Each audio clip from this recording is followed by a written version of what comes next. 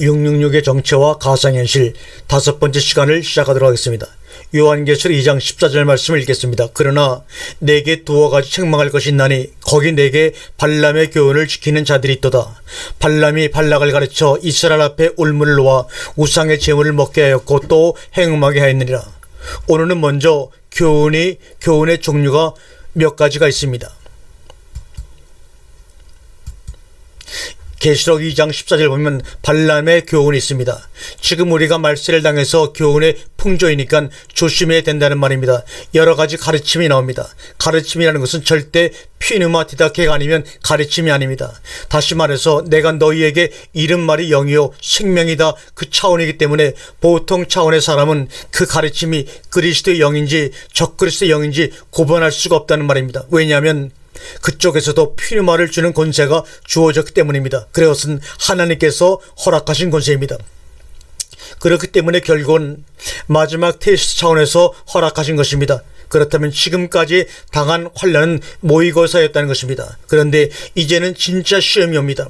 그러니까 그때 우리들의 신앙이 얼마나 견고하게 세워졌는가를 보시는 것이기 때문에 갖가지 교훈들이 우리 앞에 쏟아져 나옵니다.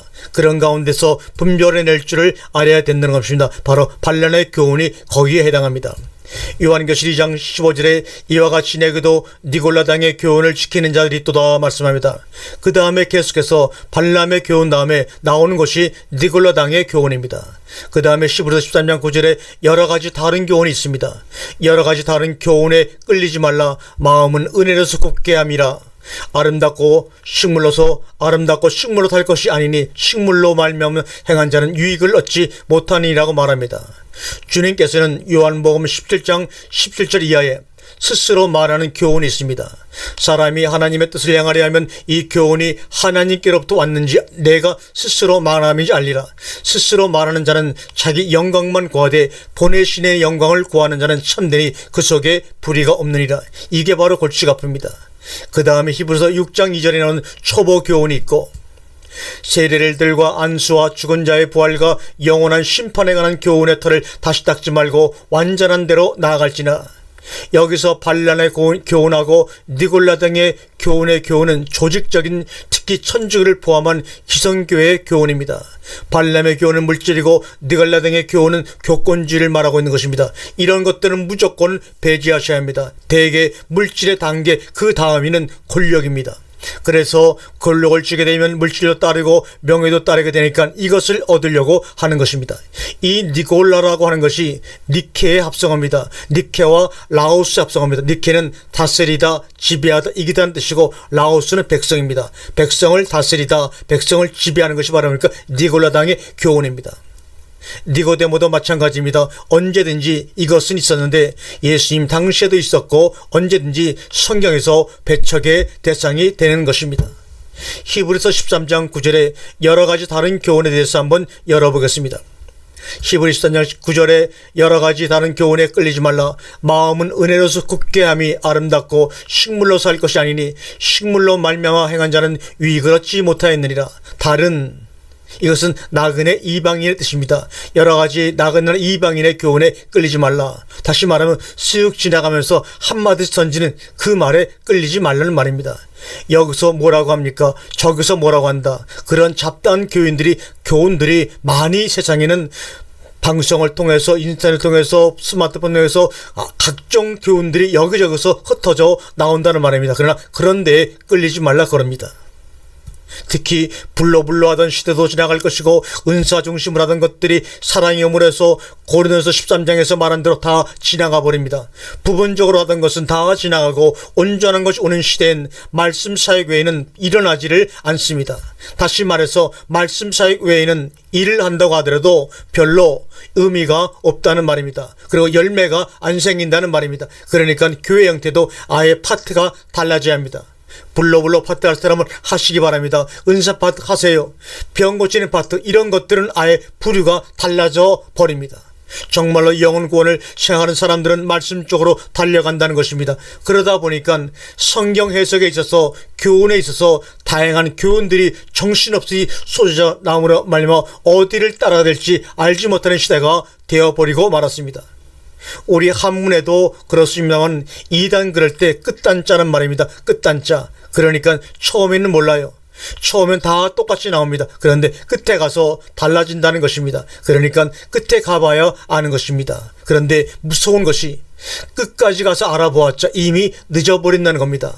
이미 그 영이 세뇌되어 그 영에 세뇌되어 돌이키기가 어려워져 버리는 겁니다. 그러니까 우선은 내용을 듣지 말고 감을 잡아 느껴야 한다는 것이 필요합니다. 처음에 내용은 똑같거든요. 그래서 이단에 빠진 사람들을 보면 처음에 가서 공통적으로 하는 말이 이상하지 않고 똑같고 다르지 않다고 말하는 겁니다. 그런데 문제는 나무를 보아서 열매를 아는 것이 아니고 열매를 보고 나무를 안다는 것입니다. 그런데 열매는 끝이거든요. 이미 결과가 맺은 상태에서는 회복할 기회가 없다는 것입니다. 그래서 여러 가지 교훈, 다른 교훈에 조심해야 하는 이유가 이것입니다. 여러 가지 다른 교훈도 푸뉴마 교훈이 될 수가 있습니다. 그런데 이 두 가지 스스로 말하는 교훈과 초보 교훈입니다. 그러니까 교훈에 있어서 크게 나누어 두 가지를 생각하는 말입니다. 하나는 철학, 또 하나는 헛된 속임수입니다. 헛된 속임수는 발람의 교훈, 니골라당의 교훈, 여러 가지 다른 교훈, 이런 것들이고 철학적인 것은 스스로 말하는 교훈이나 초보 교훈 등이라고 할 수가 있습니다. 요한복음 7장 15절에 보니까 유대인들이 기이 여겨 가로되 이 사람은 배우지 아니하였건들 어떻게 그를 아느냐. 예수께서 대답해 가라사대 내 교훈은 내 것이 아니요 나를 보내신 이의 것이니라. 사람이 하나님의 뜻을 행하려 하면 이 교훈이 하나님께로부터 왔는지 내가 스스로 말함인지 알리라. 스스로 말하는 자는 자기 영광만 구하되 보내신 이의 영광을 구하는 자는 참되니 그 속에 불의가 없느니라고 말합니다. 내 교훈은 내 것이 아니요. 주님이 이 말씀을 통해 우리는 주님이 얼마나 디다케에 대해서 확실한 신념을 가지고 있었다는 것을 알 수가 있습니다. 디다케라고 하는 말은 무슨 말이냐? 가르침, 교훈이란 뜻입니다. 그리스도의 예수란 말은 예수가 그리스도에 의한 예수란 말입니다. 예수의 그리스도란 말은 예수 자신이 그리스도에 사로잡힌 예수라는 말입니다. 그러니까 우리가 예수 그리스도를 심격할 이유가 없습니다. 당신 자신이 스스로 평준화시켜 버렸단 말입니다. 그것이 어디서 드러났는가 하면 내 교훈은 내 것이 아니다라는 것에서 드러났습니다. 그리고 하나님의 뜻을 행하려 하면 해서 하나님의 뜻이 무엇입니까? 너희의 거룩함입니다. 거룩함이라는 것은 사랑으로 이루어지는 겁니다. 사랑은 능력입니다. 이 사랑에 대한 개념이 정립되지 않으니까 자꾸만 헷갈리는 겁니다. 또 불의가 무엇인가 하면 18절에서 자기 영광을 구하는 것이 바로 불의라고 말씀하고 있습니다. 그것은 스스로 말하는 자기 교훈을 가지고 있다는 것입니다. 이것이 또한 앞서 공부한 일락을 좋아하는 것이란 말입니다. 필요 이상 많은 돈 이야기라면 발람의 교훈인 줄 알고 돌아서면 됩니다. 하나님의 말씀과 돈과는 일단 상관이 없습니다. 병원에 가도 의사는 병만 치료하지 돈은 원목과 소속입니다. 그래서 목사도 하나님의 말씀만 전하여 생명을 살리면 됩니다. 니골라당은 행정과 조직과 교리와 교단에 매이게 하는 것입니다. 진리는 우리를 자유케 하는 것입니다. 다만 행정이나 조직은 최소한의 모임을 유지하기 위해 존재하는 정도로 가지고 있으면 족합니다. 여러 가지 다른 교훈, 말세에는 성경 공부에 전념하셔야 합니다. 디모데후서 3장에서 앞부분과 뒷부분을 확실하게 나누어야 합니다. 그 다음에 철학적이면 돌아서야 하는데 철학적인 것을 어떻게 하느냐? 설교 내용 안에 본문만 잠깐 읽고 세상 지식이나 자기 얘기나 이념 등 혹은 이성적으로 합리적인 설교만 하고 있다면 그런데 그런 설교가 지성적이다 하여 인기를 끌죠. 그게 바로 철학인 것입니다. 왜요? 인간의 이성과 쉽게 일치된다면 그것은 하나님의 말씀이 아닙니다. 우리가 성경의 전경서에서 주의 깊게 볼 것은 하나님께서 그때 당시 그 많은 문서 사본 가운데에서 왜 정경을 이것들로 편집해서 구성을 하였느냐?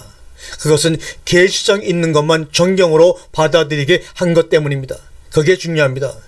계시성은 뭡니까? 말세에 열려져야 할 것들입니다. 말세에 열려져야 할 것들이 아니면 다 빼버렸습니다. 모든 성경을 보시면 바로 다 계시성이 있습니다. 초보교훈 히브리 6장 1절에 나옵니다. 그리스도의 말씀의 초보적인 신앙생활이나 교훈이 바로 초보교훈입니다.